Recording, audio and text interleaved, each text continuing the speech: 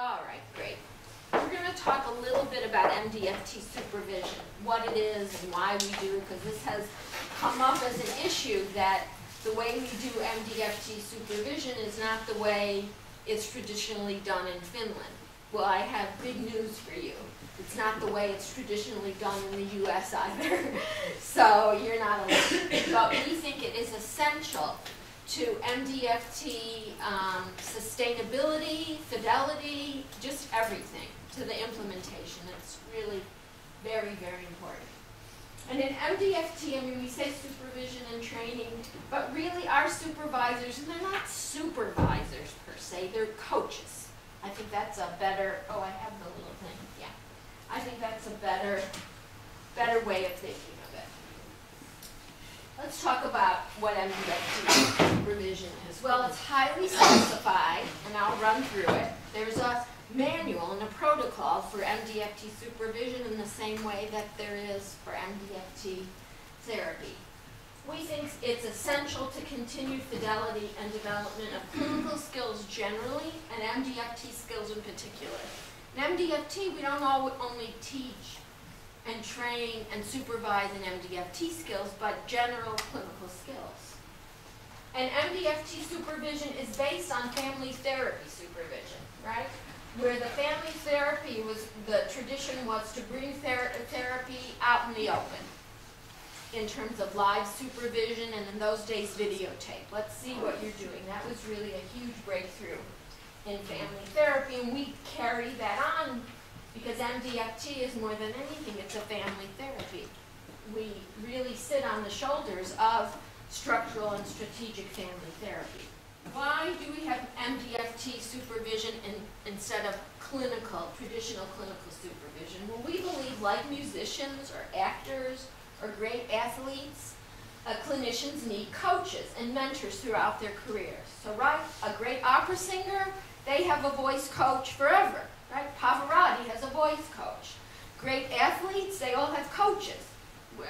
I'm a baseball fan, whatever, but there's a pitching coach, there's a batting coach, the greats, right? The greats, Alex Rodriguez, everybody. And so we think therapy is just as difficult, and you can be highly skilled, but you still need a coach to be better and better.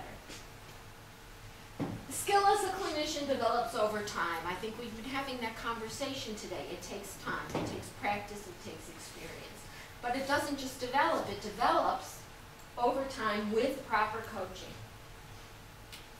An excellent MDFT supervision produces excellent MDFT clinical outcomes. It really is the key to great outcomes in terms of sustainability and enhancement of the initial training. So you folks here have finished your initial training. That's only the beginning. Your skills are going to continue to grow and develop through practice, but through practice and this coaching. So it goes together. What are the goals of MDFT supervision? Very clear. To coach therapists on how to analyze clinical situations, what's going on, to think creatively, and perform competently as an MDFT therapist. What are the qualities of a great supervisor? Well, you have to, first of all, believe in the efficacy of MDFT, right? You got to believe in it or else it's not going to work. You have to have a high level of competence as an MDFT therapist. That's why we require that all supervisors be trained as therapists. The better you are as a therapist, it's going to help you, mostly because of point 3. It is useful to have a large repertoire of ideas and suggestions. So the longer you supervise, the more cases you see yourself, the larger your repertoire will be. That develops over time. You just have to be patient, but it's really important. A good therapist, a good supervisor is prepared, does their homework, reads the case conceptualizations, the weeklies, thinks about their therapist, thinks of skill development, thinks about the cases, comes prepared. A good supervisor has excellent conceptual thinking, right? MDFT is a lot of hard thinking and communication skills. They take teaching and learning seriously. It's really an important thing. They seek challenges and opportunities to grow and learn as supervisors and clinicians. The work's never done. And they take personal responsibility for the success or failure of their therapists. So if my therapist, if I have a therapist, they're not doing well, well, it's partly my fault. What can I do to help that person be a better therapist? Now let's just briefly go over common supervisor errors and problems that we try to address, that the model, the MDFT supervision model, tries to address. Well, first of all, some supervisors just don't know the model well. That's the worst, right? You know, it happens. That is by far the worst. When I hear a supervisor say something that's like totally off model, whatever. Sometimes they're just organized. You really have to be well organized, and they're not prepared for supervision. Sometimes they're not clear nor focused on therapist skill challenges, and I have in parentheses the professional development plan. We'll talk about that, which has become a really important part of MDFT supervision. Sometimes the problem is there's a lack of continuity from one supervision session to another. In one session we're going to talk about this, and the other session we're going to talk about something else and drop that subject even though we're really not done with it, so no continuity. Sometimes they can't find a proper balance between instructing, telling the therapist, teaching, and making them work. But there's a balance. In MDFT supervision, we talk about finding this balance. You want to make the therapist work, dig down, think hard, dig down, find the answer themselves, but you don't want to do it so much so that they're, you know, squirming, they're uncomfortable, right? You have to find some balance.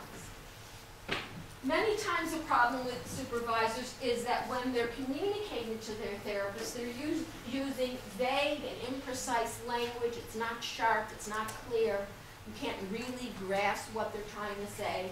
Or there's too much jargon that's hollow. Another huge problem is that supervisors often try to change too much at a time in one setting or through one method. We suggest focus on one skill or two skills at a time, really have the therapist make achievements in that skill area and then go on to the next one. And that's part of the continuity. And sometimes supervision turns into psychotherapy, with the supervisor being the therapist and the trainee, the therapist being the client. Kind of gets too personal about their problem. And you don't, in MDFT, some old psychoanalytic, some supervision goes that way. In MDFT, we don't want to do that. I mean, it does get personal, but not this personal.